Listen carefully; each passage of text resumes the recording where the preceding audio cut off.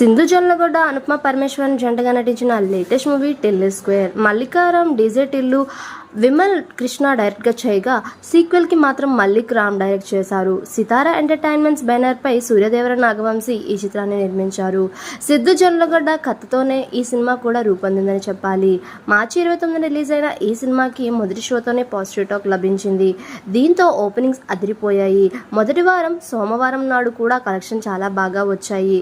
ఒకసారి 6 days కలెక్షన్ని గమనిస్తే Nizam 14.85 crores, Ceded 4.34 crores, Uttarandhra 4.48, East 2.69, West 1.16, Guntur 1.56, Krishna 1.45, Nellore 0.90, AP Telangana 31.43 కోట్లతో రెస్ట్ ఆఫ్ ఇండియా 2.50 కోట్లు ఓవరీస్తో 9.75 కోట్ల వరల్డ్ వైడ్ టోటల్ 43.78 కోట్ల షేర్ను రాబట్టింది.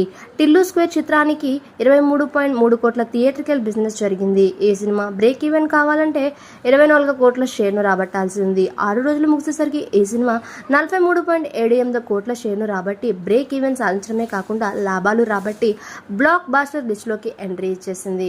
ఫ్యామిలీ స్టార్ వచ్చే వరకు టిల్లు స్క్వేర్ బాగా క్లాస్ చేసుకునే అవకాశాలు ఉన్నాయి.